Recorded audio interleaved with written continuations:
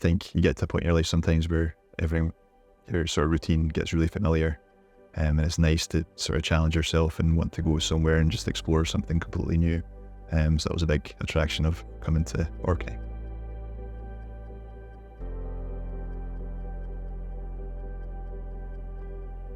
I think looking back on myself and how I sort of slipped into depression, I had been building up for a while, but actually I suppose the effects of it were quite sudden. I remember one day I just felt like almost like just in a daze, almost like that almost like I'd been metaphorically hit by a bus, and I was just in a bit of a daze. I remember that just one day, and then the following day I woke up in a bit of a panic, sweating, and my anxiety was really high, and then that's when over the kind of the days that followed that, I realised that I was depressed. So it was something that I'd been building up in the background with a few things going on in my life, and then just suddenly it hit me, and I found it really hard to deal with it. It was quite a sort of a shocking thing to go through. Even like, I guess looking back at it, it's almost like living through a nightmare. It's almost like something that isn't real. Like looking back on it, 'cause it feels like I'm looking back on the memories of a different person. And it was just such a difficult, hard thing to be experiencing. I wasn't eating almost anything. I can remember there's a couple of weeks where I probably had a bit of toast and an apple or something like that. The weight was dropping off me. So the experience of that was quite an upsetting thing for me to go through. And then I remember trying to just kind of keep a routine and not want people to worry about me and how I was sort of feeling. So I was hoping that I was just going to maybe just kind of like come out of it. So for example, at work, I remember just the feeling that I was sort of having, the anxiety being high, and just how the negative thoughts and negative feelings, what would actually do would be I'd go out to my car in the car park and then drive to the other side of the car park where I know that my colleagues can see me. And I'd just sit and cry. I would sit and cry for like 10 or 15 minutes away, sort of behind some trees where no one could see me, and then kind of wipe away the tears, then drive back and go back to the office as if everything was normal, but it obviously wasn't normal. When I was really in the grips of how I was feeling with depression, anxiety being really high, I probably didn't feel comfortable enough to be open with people about it. I remember even speaking to my GP about how I was feeling, because I was struggling to sleep. That was the biggest thing that I was speaking to my GP about. I remember being asked, "Is suicidal? Is that something you're thinking about?" And I remember saying no, because I didn't want to say yes, even though that's how I was feeling. Because I thought, are they going to then say to my parents? Are they going to say to people around me?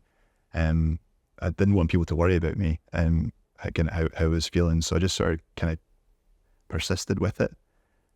Thankfully, kind of as it was sort of going on, a close friend of mine, Megan, who I was working beside at the time, somehow convinced me to just come out with her on a Saturday to go for a walk.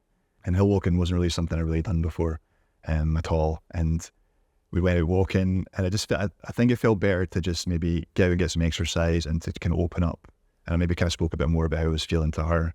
And then the following weekend, even though she wasn't free that weekend, I decided that actually I must have enjoyed it so much that I thought I'm going to go out on another hill. So I did another hill that weekend. And then as the weekends followed, I just kept going up hills and sort of realising the benefits of it. And I think having that chance to be out with someone, maybe outdoors walking side by side with somebody where I think it's a bit more easier to open up about how you're feeling, that's when I could sort of talk about what I was going through. And I think that with taking up this new hobby of hill walking that I realised was so beneficial, that's what started to bring me out of how I was feeling. With Megan, I think because we were working side by side in the same office, it would have been probably very obvious to Megan that I was going through something, being that we were friends but also colleagues as well. Because I can remember trying to sit at the computer, trying to type something out, and I'd probably be sitting there for 15 minutes and I'd probably just kind of typed a sentence or something. I just could not concentrate or focus on anything really. It was important to have her there to recognise what was going on in myself, and maybe in a way that I wouldn't want to share in an open way with other people. So that was such an important intervention, I think. It was a big shock to go through what I did, and to suddenly wake up in the morning with the anxiety really high. And but actually looking back on it, I think reflectively, there was quite a lot of things that were going on in my life building up to that moment. So although it felt like a shock at the time, there's quite a few things, whether it was a relationship breaking down, or kind of things going on with family members. I'd lost a couple of close family members in kind of the months before that, and I was just putting a huge amount of pressure on myself, kind of career-wise and work-wise. Didn't really have any sort of work-life balance, just pushing myself far too hard. So now looking back, I can see all those things were building up and building up and building up, and then just suddenly it hit me, like a bus hitting me, metaphorically. That is just how it felt. Just felt like being hit by a bus, all of a sudden. So yeah, it was really, I guess, in the kind of the weeks that followed, that was about just trying to kind of get my head around what was going on. And that was scary as well for myself, that wherever I sort of come to in life, since then or before then, I'd always feel quite optimistic or hopeful about something. Whereas there, I'd lost all hope and just didn't want to be here. And that there was a point where when I realised that suicide was an option, that as soon as I thought of it, I actually felt a bit of relief when I felt like that, because I thought, I don't need to keep living this life of day by day where I'm just completely hopeless and crying every day. It was just an awful thing. And yeah, so it sort of made a plan for kind of when, where and how, which again, scary for me to sort of look back on, thinking that was something I was thinking about. But thankfully I managed to pull away from that in over a period of weeks to recover from that depression. I was going through all that, and I was still managing to go into work, albeit, not at kind of working 100%, but the idea that I can kind of go into work and sort of look people in the eye, try to just pretend like everything was normal, must have taken a huge amount of strength from myself to get through that. Pretty amazing looking back to think I did that. But if I was to give myself advice, looking back at myself in that period of depression, I would say, no, get off work, get yourself sorted out. There's no reason to go into work for things. There's more important things in life than that. The experience of going through that period with depression and suicidal thoughts, it's definitely changed me, and I think in the most part a positive way. I think that probably one of the biggest things that I've taken from it is that it's made me more aware of my mental health, and the fact that I've lived with anxiety for most of my adult life, and that wasn't something I was aware of before I went through what I did. And I've realised about the importance of a work-life balance. I've understood that there's things that, like hill walking, like exercising, things like that are so good for my mental health, that I should be doing more of, because it is good for me. Whether I'm in that period where I was going through depression, or just in general, where things can be stressful in life, it's just good to go out for a walk and just sort of feel a bit better after that. But I think what's also really important that I think I learned from that is that I now have that insight into what it must be like for a lot of people that have those sort of thoughts. And before, I wouldn't have really appreciated that. I wouldn't have understood what it must be like for somebody gripped by depression, how much it can just feel like you're drowning. It can just feel like nothing's working. You feel completely hopeless, to really understand that what people must be going through, which is an awful thing. In terms of my recovery, there was quite a few things that helped with that.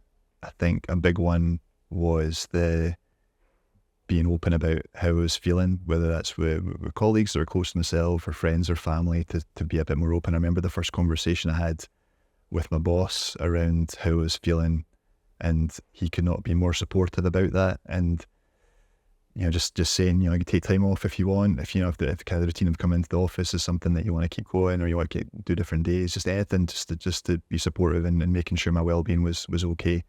So I think just being open with other people was really beneficial. But a huge thing that was a real game changer was the fact that I'd taken up hill walking, this new hobby that I'd only done just a couple of times maybe in the past. It just wasn't really a thing I did at all.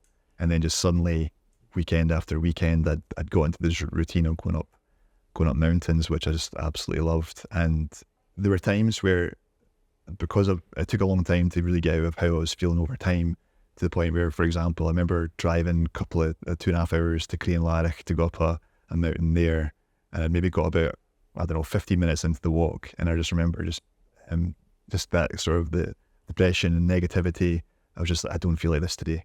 And I go back in the car and drove all the way back and just went to my bed that day. But then the following weekend, and maybe feel a bit more optimistic, I went to kind of the same hill and went back up it, and that sort of sense of achievement, that sort of, I couldn't do it last week, that's fine, but I've done it this week. So I just started to feel like I was on that sort of maybe a road to recovery, and just how I was feeling, just feeling a bit more positive and less negative. Whether it's the sense of achievement of getting to the top, and then when you get to the top, you're looking out on, particularly living in Scotland, like there's landscapes in Scotland, we're just living in such an incredibly beautiful country. So the idea of just sort of looking out on a landscape and all these giant mountains around you, it makes you feel small, but in a really nice way. It sort of makes you put things in perspective. And when you're outdoors, you're usually walking side by side with people, and it's so much easier to sort of talk about how you're feeling. And it's that exercise as well. Any form of exercise is really good for you. It just sort of releases endorphins in your system. You just feel a little bit happier, and sort of the anxiety sort of drops off a bit. So there's so many elements of why hill walking is good, and I think it's not an exaggeration to say if it wasn't for getting into hill walking, it wasn't for my friend Megan getting me into hill walking, I might not be here. And that's something I appreciate, the fact that it was so beneficial in my recovery from what I was going through. If I was to go back and speak to myself in that position, I would give myself that reassurance that it feels so bad now. It doesn't feel like it's going to get better. I know it feels completely hopeless, but that's part of just the, I guess, of going through depression. It makes you don't think clearly. And I think for anybody that's sort of going through something similar, to at least in the first instance, open up about how you're feeling.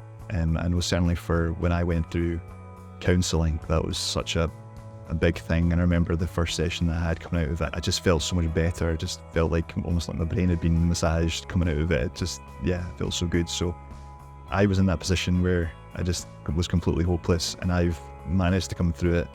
So if people can, I guess, just be open about how they're feeling in the first instance, and seek that help and support, whether it's through counselling or other things, then they can get through it. Got a wee West Day called Dex. So I remember that kind of second weekend after that kind of first weekend of first getting into hill walking, I remember going out, we did Ben Honze in Perthshire. We got lost, me and Dex got lost on the way up. I remember it was quite misty. We managed to finally get to the top, and I just remember that feeling getting to the top with him. I thought, this wee dog, like, he's just a Westie, he's got these really wee legs. The idea was that I'm just going to start walking, and then maybe half an hour in or something like that, if it looks like he's getting tired, just go back to the car, it's fine, I'll go back another time. But he kept going, and he was literally dragging me up the hill. There's so much energy. And it was really nice, because with Munro bagging, it gave me that focus. And as I got into it, and as I came out of depression, I made it my target to do all the Munros. And then, so after being within 5 years from that kind of first Munro that I did to almost exactly 5 years, I did my last Munro. I did the 282nd Munro, and Dex was there for my last one as well. So that was a really special thing to think he'd been there right at the start of the hill walking journey, and then he was there at the end of it as well. It's such an amazing companion to have.